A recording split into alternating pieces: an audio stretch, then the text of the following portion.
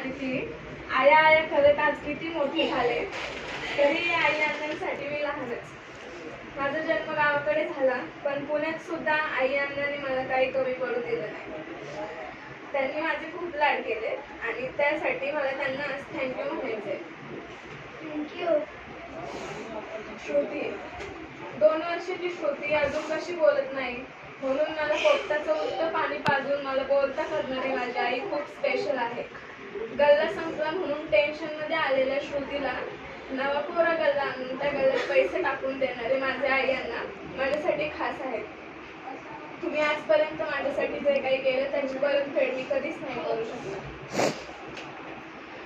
ऋतू, ही मुलगी कोणाची विचारल्यावर आई अण्णा म्हणायचे ही सच्चाची ऋतू.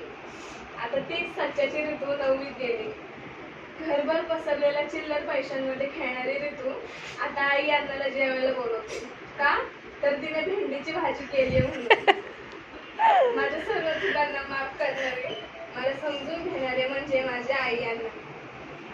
सानू, मी शिरोळ संतोषी शेडकर म्हणजे सानू. तेलात पडणारे कडीपत्त्यासारखी चिडचिडी करणारे मी आणि मला गुलाबजामच्या गोड पाकट घडवणारे माझे आई अण्णा. आई अण्णा मला खूप समजून घेतात, माझं लाड पण करतात, पण मधूनच मला का राग येतो माहित नाही. मला सांभाळून घेतल्याबद्दल थँक्यू. साकेत शौनक, आम्ही संत्याचे 2 कार्टे म्हणजे साकेत शौनक. आमची मूर्ती लहान पण कीर्तिवान आहे. आमची कामगिरी सांगल तेवढी कमीच. या पूर्ण खानदानात आमच्यासारखे आम्हीच. आमच्या वरचढ आहे, ते गोड बोलून बरोबर आमचा काटा काढून घेतात. एवढं सगळं असूनही त्यांनी आमच्यावर कधी रागराग केला नाही. उलट आम्ही मागल ते आम्हाला आणून द्यायचे. कधी JCB तर कधी कार, कधी ट्रेन तर कधी जीप. आमच्यावर एवढं प्रेम करण्यासाठी आणि आम्हाला समजून घेण्याबद्दल तुमचे खूप खूप आभार. तुमची ही 7 नातवंडे नक्कीच एक ना एक दिवस तुमचं नाव मोठं करतील आणि नक्कीच तुम्हाला आमचा अभिमान वाटेल.